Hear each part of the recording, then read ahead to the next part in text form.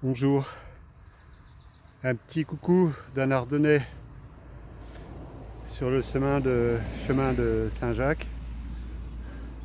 Là on voit un peu les inscriptions qu'on voit sur le périple. Donc on voit un peu une sorte de noix de Saint-Jacques, une coquille Saint-Jacques, avec toutes les directions qui arrivent là à Saint-Jacques-de-Compostelle. Donc c'est un peu des itinéraires un peu qu'on trouve sur le chemin. Ou alors pendant un bon bout de temps j'ai suivi le GR 78 avec un trait rouge en bas et un trait blanc en haut. Et là, on voit un peu les inscriptions. Bon, celle-là, elle a un peu, il y avait une déviation, donc elle est un peu abîmée. Mais on voit la direction à suivre. Donc là, je viens de partir, je viens de faire 2 km à peu près depuis Betaram, donc du sanctuaire de Betaram et de l'abbaye de Betaram, qui est une abbaye souterraine, où j'ai été super bien accueilli hier par les prêtres. Parce qu'il faut savoir qu'aujourd'hui, avec ce qui s'est passé, sans reciter le nom parce qu'on en a déjà assez comme ça, ici il y a beaucoup de choses qui sont fermées, mais on retrouve un peu, il y a beaucoup d'abbayes, hein, beaucoup de choses comme ça, ou de chapelles où il y a des moines ou des sœurs. Là, c'était pas des moines, c'était des prêtres. Donc, donc là, j'ai visité l'abbaye souterraine qui est vraiment magnifique, où j'ai fait des photos, mais que je vous montrerai pas là. Là, je viens de monter sur 2 km, assez raide. Donc là, ça va, aujourd'hui, je suis bien. Hier, je suis vraiment arrivé dans le rouge. J'ai réussi à me délester dans mon sac. J'ai laissé un tout petit peu de nourriture au prêtre, à l'abbaye. J'ai presque enlevé 1 kilo. Parce que là, j'avais l'épaule droite qui était explosée et du coup une ampoule sous le pied droit. Donc j'ai fait les 5 derniers kilomètres vraiment dans la souffrance et c'était pas le top. Donc voilà, il faut absolument que j'arrive à Saint-Jean-Pied-de-Port dans les meilleures conditions possibles, parce que derrière, il y a le col du Roncevaux. C'est un peu plus de 30 km avec un fort dénivelé. Et là, je crois que je vais renvoyer des affaires en France. Là, je ne sais pas si vous allez pouvoir voir, j'ai retiré un peu voilà, mes chaussures, comme on filme, comme on voit. Donc les chaussures que j'avais hier, c'était des pâtes au gaz, hein, qui sont vraiment faites pour la marche. J'avais changé la semelle au bout de 9 km parce que je commençais à avoir une inflammation sous le pied. Ça a commencé à brûler. Et là, j'ai mis mes sandales de marche qu'ont connu 4 ouest américains, tout du moins 3, avec les descentes du Grand Canyon pour ceux qui connaissent. Et voilà, je retrouve un peu les sensations que j'avais là-haut, avec les difficultés. Et je me suis rendu compte aussi dans les passages que j'ai fait hier sur Facebook, il m'accorde que 26 secondes, donc j'ai essayé de recouper. Mais franchement, hier, j'étais un peu HS. Donc j'ai pris du temps pour soigner un peu mon ampoule et puis surtout masser. Bon, j'ai la crème, j'ai un peu tout ce qu'il faut. Et j'ai intérêt d'en mettre beaucoup pour alléger le poids. J'ai laissé un couteau et une fourchette, j'ai gardé la cuillère. J'ai laissé ça à l'abbaye. C'est encore quelques grammes, hein. Donc on en est là. Si on veut vraiment être serein pour monter le col de Roncevaux, faut alléger au maximum. Donc voilà, donc c'est un peu des nouvelles. Donc j'étais un peu piégé par Facebook, j'ai rebalancé des trucs que j'ai été obligé de supprimer parce que ça répétait. Bonjour, bonjour, bonjour, bonjour, je pense que vous avez autre chose à faire. Et puis pour certains qui se demandent pourquoi faire ce chemin-là, c'est un chemin d'éveil comme un autre, hein. C'est d'ailleurs, j'ai pas montré hier quand j'étais à Lourdes. J'ai passé beaucoup de temps à Lourdes, je suis parti à 14h30, j'ai vraiment traîné là-haut. Je voulais prendre du temps en mémoire à des personnes qui sont parties de nos vies. Voilà, il y a dans mon village, il y a beaucoup de personnes qui sont parties depuis quelque temps. Donc un peu en mémoire à ces personnes-là. Moi, j'ai eu un événement dans ma vie qui était assez important quand j'avais 10 ans. Donc voilà, on est tous sur un chemin d'éveil. Et donc quand on est au sanctuaire de Lourdes, on a le choix entre la porte de gauche qui va vers la lumière ou la porte de droite qui va vers la vie. Donc on a tous le choix, hein. Il y a quelqu'un qui m'a dit il y a quelques jours, tu es courageux de faire Saint-Jacques de Compostelle, parce que oui, c'est 4 hier j'ai dû mettre 5 heures de marche parce que c'était la première étape, trop lourd, trop charge. Mais je dis, vous savez, il y a des gens, toute leur vie, ils bossent pendant 40 ans en faisant 8 heures, si c'est pas plus, qu'on voit les infirmières qui ont fait des heures pas possibles pour être payées peut-être encore moins. Voilà, donc on a le choix dans la vie entre le chemin vers la lumière, c'est-à-dire se laisser guider par l'univers, et accepter, relativiser, et puis penser que, moi personnellement, je pense qu'il y a une vie après la vie, et déjà avant la vie. Donc pour moi, c'est pas les événements dans ma vie qui ont fait que de toute façon ça m'est tombé dessus. C'est pas quelque chose que je suis allé chercher, ça m'est tombé dessus. Et même si c'était des moments qui ont été violents et très très difficiles, derrière j'ai pris conscience que voilà, faut les lâcher prise. Faut les remettre un peu son avenir dans les mains de l'univers. On peut appeler ça comme vous voulez. C'est pas ça l'essentiel.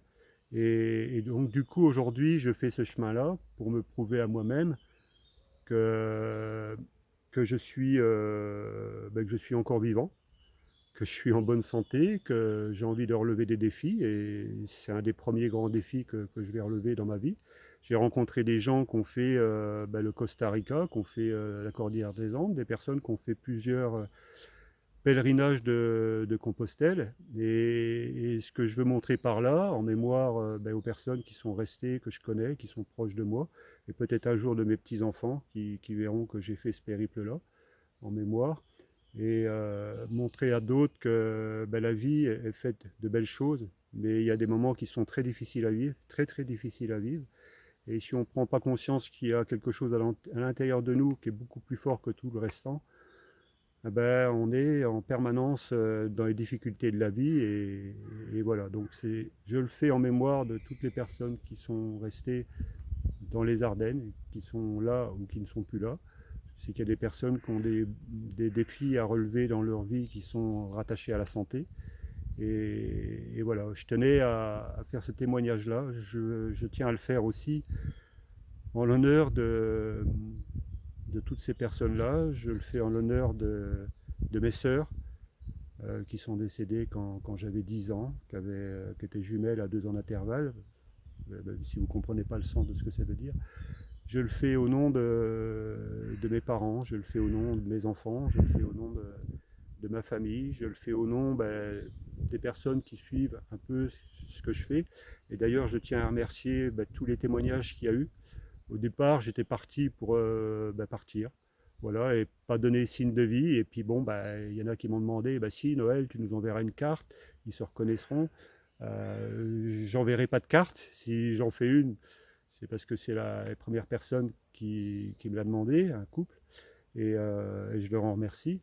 Mais je ne le ferai pas parce qu'autrement, ça va enlever l'objectif de ce chemin-là, qui est avant tout un chemin d'éveil, un chemin spirituel. Pour moi, c'est un chemin initiatique. Il faut savoir que le chemin de Compostelle, le pèlerinage de Compostelle fait partie d'un des 3 plus grands pèlerinages qui existent au monde. Donc ça, c'est ce qu'on appelle le chemin de pic. Le chemin de Compostelle, c'est le chemin de pic. Il y en a un deuxième qui est important. Et j'espère un jour les réaliser, les lier tous les 3 en partant de la source qui se trouve à Mam, entre Fossé et Buzancy, dans le département des Ardennes. Là, à l'endroit où Charlemagne a planté son épée pour faire jaillir l'eau. Donc là, on est vraiment à l'endroit de la source, un peu comme à Lourdes. C'est pour ça que je tenais à partir de Lourdes. Et Charlemagne a passé aussi le col de Roncevaux. Donc vous voyez, Charlemagne a une grande écriture sur le... Je vais tourner un petit peu pour vous montrer un peu ce qu'il y a sur le secteur. On est vraiment sur une pointe, là, sur une crête. Je viens d'avoir un dénivelé assez important sur 2 km. Bon, ça s'est bien passé. L'ampoule, ça va. Hein. J'ai la pharmacie qui m'a vendu à Buzancy tout ce qu'il fallait, un peu le matériel. Voilà, au dernier moment, j'ai pris la pommade NOC que je connaissais, qu'on m'avait indiqué sur le pèlerinage.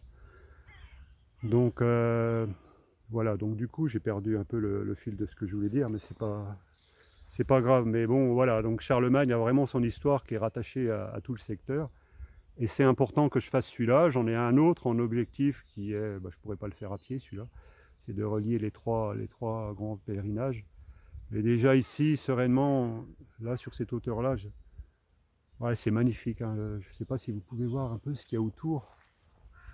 Vous voyez les beaux coins quand même qu'il y a magnifiques en France. J'ai vécu des choses extraordinaires aux États-Unis, dans l'Ouest américain.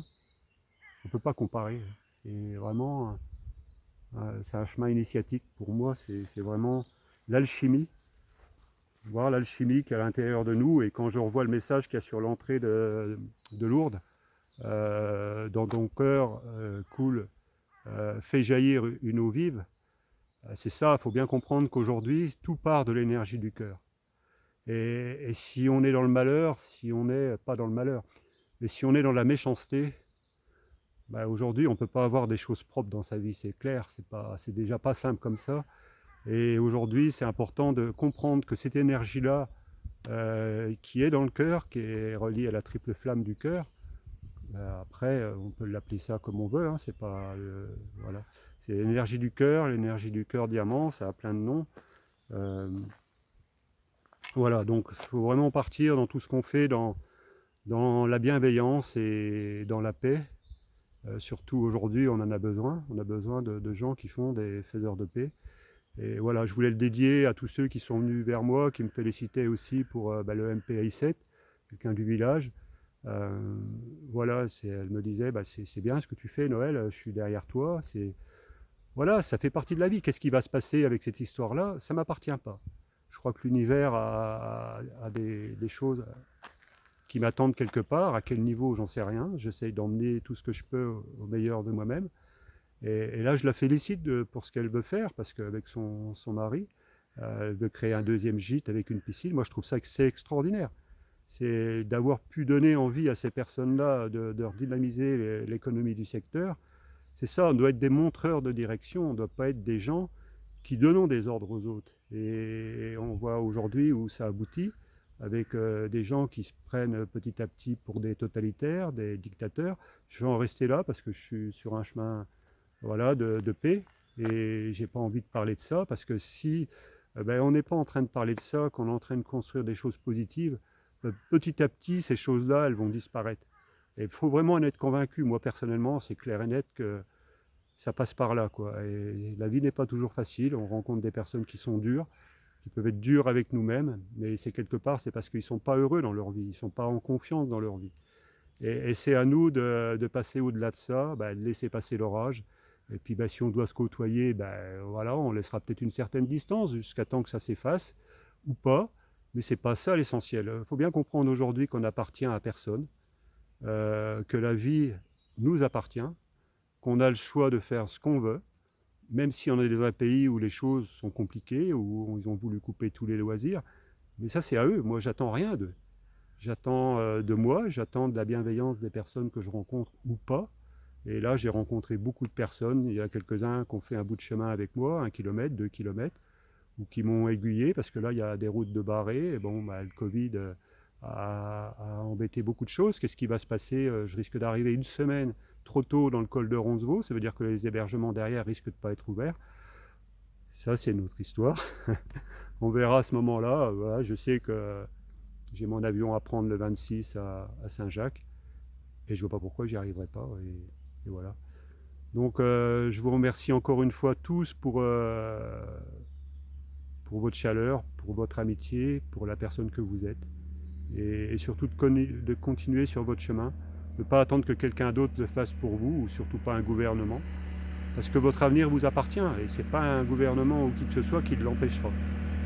Donc, je vais en rester là, parce que j'ai un peu de kilomètres à faire. Là, je suis très bien. On va voir un peu ce que ça va donner ce soir.